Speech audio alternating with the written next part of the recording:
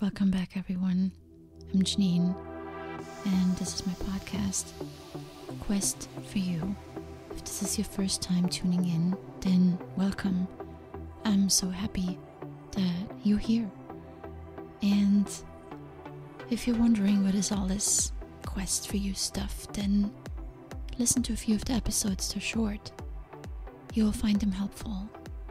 Quest for You is meant to be digging deeper into yourself, that finding yourself, going on a journey back to who you are, what your dreams are, what your goals are, how to really fulfill yourself and your life and get the most out of it. That is what Quest for You is. It's individual, it's personal, it is what it means to you. It's what resonates with you when you listen to these episodes, and I hope something does. This is what I want to do with Quest for You. I want to encourage you, I want to help you, and yeah, I want to share.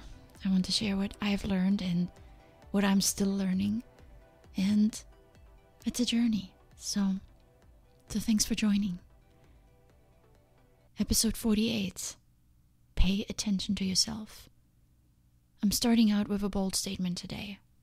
I strongly believe that our biggest problem in the world today is that we live in separation from ourselves, our true self. And this may sound a little bit out there for you, but I want to devote this episode to explaining in more detail what I mean. The result of not living in harmony with our true selves are obvious in our lives, and especially once we start looking. So I encourage you today, take a look at the state of your health, your relationships, your finances, and your accomplishments in life. Everything can always be better, I know that. But really, ask yourself, how do you feel about your life and the decisions you've made to this point? Does your life reflect your inner values? Is it the life that you dream of living? Are you with a partner and have friends in life that encourage you and motivate you and set an example for you for the person you want to become? Are you in great health, living in balance with your body and your mind? Are you safe and secure? Have you set up a system for yourself that allows you to live well, meet your basic needs for food and shelter without having to worry about it every day? Have you found ways to express yourself creatively in your work or as a hobby? Do you have a sense of accomplishment for the things that you have achieved thus far in life? I definitely don't mean to make anyone listening feel bad. We all make our share of bad decisions in life. But I want to illustrate a simple concept. The more attention you pay to yourself, the more you connect with your inner world, and the better your decisions will become. It doesn't mean we'll never make mistakes, and it doesn't also mean we'll avoid failure in the future. But you will begin to live in a place of harmony, of peace and of presence with life. You see, I think we are closed off from ourselves. We wander through life like it's a big shopping mall, picking this and that, going through this aisle or that store, sometimes planned, often just wandering, seeing what we can find. And in the process, we get lost. We lose touch with ourselves. The sheer amount of choices we have, the obstacles we encounter in life, the mistakes we make, everything shapes us along the way and determines decisions that we make. Some people are very lost. They sit on the same freeway exit every day begging for money for their next fix. And some people are the other end of the spectrum. They're not lost at all. They are in deep connection with their inner life and live in beautiful harmony. But I think most of us are somewhere in the middle. We think we make the right choices. We use reasoning and we think hard. We ask for advice, and still, some things just don't work out. Some areas in our life cause pain, hurt, and make it hard for us to be excited about life. Maybe it's the relationship that we're in, the partner that is not meeting our needs. Or it's our work. We somehow cannot find the right job that fulfills and challenges us.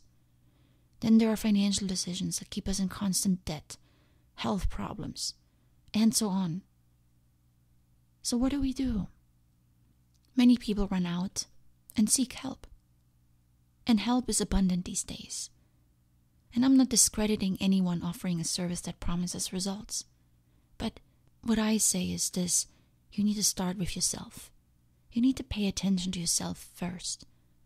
You can then always go out and get support once you identified the issue in more detail. Or you may not need any more help at all.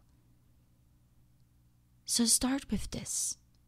First, take notice. Become aware of the things that are not working out for you. Good signs are if you're searching for answers, if you're inclined to seek outside help, if you're not happy and joyful with certain aspects of your life. Ask yourself, what is bugging me every day? What just doesn't give me the fun and joy I thought it would? Again, start with the 4 areas I mentioned earlier. Your close relationships, your career and professional life, your financial stability, and your health and fitness. These are the 4 main areas you should feel good about every single day. And then the second step is discover what your needs are and what you want from life. Start with the basics. Maslow's hierarchy of needs is often used to illustrate the ranking of our needs. And at the bottom of that pyramid, he has psychological needs: food, water, warmth, rest, and then it goes up. So start from the bottom. If you're struggling to find money for food and you're on the verge of being evicted, you need to start here. It's very challenging to reach higher levels of fulfillment and other needs when you constantly have to worry about meeting your basic needs. Next up, are you safe and you're feeling secure where you live? Do the people that you live with give you a sense of safety? Analyze your needs according to this hierarchy. I find it very helpful. You see, often we have accomplished a lot: successful businesses, money in the bank, dream vacations every year, but somewhere in between we messed up. Or we have a deeply loving relationship with our partner, but we've lost track of our health. We've succumbed to bad eating habits, resulting in excessive weight gain. Most of us seek fulfillment and we want to get to the top of the hierarchy, but somehow we think it's not all attainable. We can't have everything in life, right? So we focus on certain aspects and we neglect others. But I say, yes, you can. You can have everything in life. There are people that do, and I strongly believe they did the one thing that I'm telling you to do today. They pay attention to themselves. So let's bring the 2 points together: our needs and the areas that need addressing. Do you live in a fulfilling relationship? Does it meet your basic needs and some of your advanced needs? What about your job? Does it just pay the bills, or does it also provide you room for accomplishment and self-realization in the form of advancement? What about your finances? Are they in order? Do they meet today's needs and future needs? What about your health?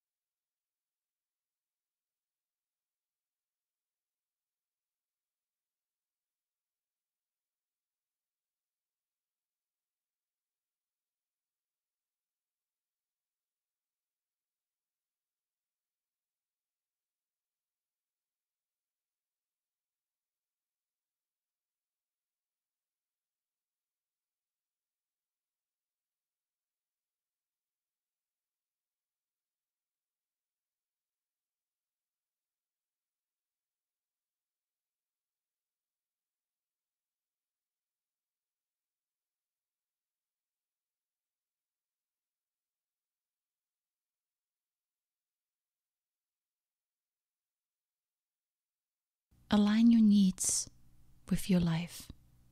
Which brings me to the third and the last point. Discover underlying issues. Dig deeper.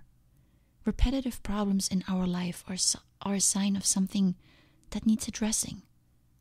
Start paying attention more. I keep saying it, but most of us really don't do it. Begin to reconnect with yourself. The the person that you truly are. And how do you do that? Well, I say it again, you start paying attention. You start listening to yourself. And the best way is to start becoming quiet and develop a connection with your inner world. And then ask yourself the hard questions. How do you feel physically? If you're sluggish and tired all the time, or you're sick a lot, get to the bottom of it.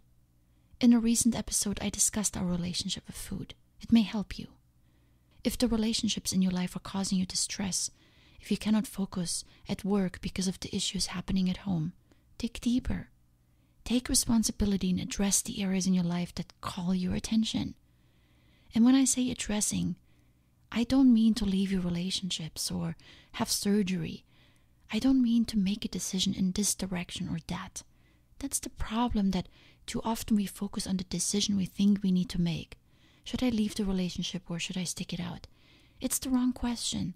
I repeat it again. Pay attention to yourself first. You need to discover who you are and what is going on inside of you. Forget about the other person, the people at work, the decisions that are pending. If you don't face yourself first, then the decisions you make are irrelevant, because most likely they will bring you the same results that you've already gotten before. Problems have a tendency to follow us. We call it bad luck, we title it destiny, we think we've been singled out, but when in fact, we just don't pay attention to ourselves. For real change to happen in your life, you need to start with yourself first. The answers lie within. The word mindful is overused, unfortunately. I like the word observant. Observe your thoughts, your words, your actions. What do you think? What do you say? And what do you do? Does it reflect who you truly are? And have you taken on patterns unconsciously? Peel away and find out who you are, and you will gain insight, invaluable insight. So, start paying attention to yourself. Much love. Signing off until next time.